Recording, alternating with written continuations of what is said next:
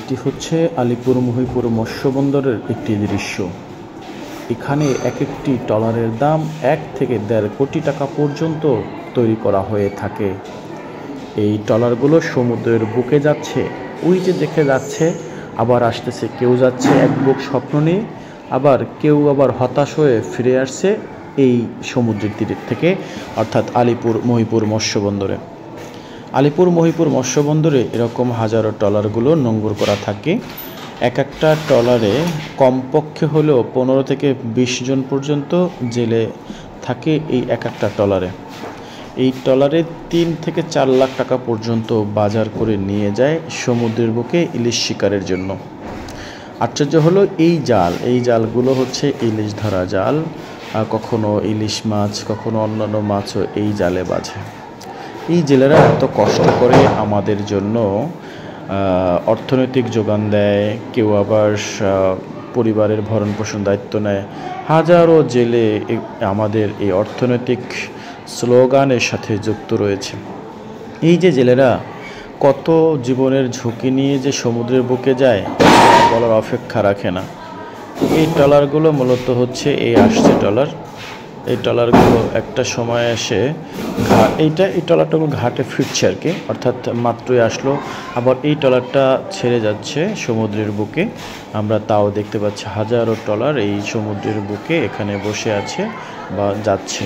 একটা বিষয় হলো, এই যে ট্রলারটা দেখছেন কয়েকদিন আগে নিমজ্জিত হয়েছে, নিমজ্জিত হয়ে ফেরত আসছে জেলে সহ, অর্থাৎ মৃত্যু সহ চলে আসছে এখানে। এই বোটের মধ্যে ছিল একটা জেলে, যেই জেলেটি হচ্ছে মৃত্যু অবস্থা তাকে পাওয়া গেছে। 26 জুলাই ট্রলারটি ডুবে যায় সমুদ্রের বুকে। কত মা ভাই বোন তাকিয়ে ছিল, তার পথের দিকে তার দিশা ছিল না। এই ট্রলারগুলোই সমুদ্র থেকে ইলিশের যোগান দিয়ে থাকেন। তারা জীবন রাত যুদ্ধ করে তারা ফেরত আসে।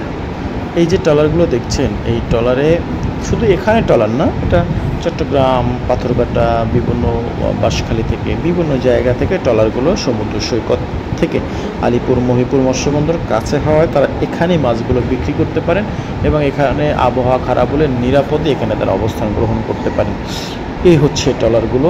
আরেকটা বিষয় হচ্ছে, এই ট্রলারগুলো তারা কখনো নিরাপদে আশ্রয় গ্রহণ করে, কখনো জীবনের ঝুঁকি নিয়ে দ্রুতভাবে এখানে আসতে পারে বিধায় তারা এখানে এই প্রত্যাশ্রয় তারা আসলে অংশগ্রহণ করে। এই যে ট্রলারগুলো দেখেন, এই ট্রলারগুলো কত স্বপ্ন, কত মানুষের স্বপ্ন, কত ভাইয়ের স্বপ্ন, কত বোনের স্বপ্ন স্মৃতি বিজড়িত এই ট্রলারগুলো। এই এক একটা ট্রলারে যে কী পরিমাণে শক্তি, কী পরিমাণে যে থাকে তা বলার অপেক্ষা রাখে না, তা সেগুলো না দেখলেই নয়। আপনারা দেখতে পাচ্ছেন এগুলো মূলত হচ্ছে এক একটি ট্রলার। এই যে আসলো ট্রলারটি আর কি সমুদ্র থেকে, এই আস্তে আস্তে জেলেদের পেশা কিন্তু কমে যাচ্ছে, অর্থাৎ জেলেদের পেশা অনেকটাই কমে গেছে।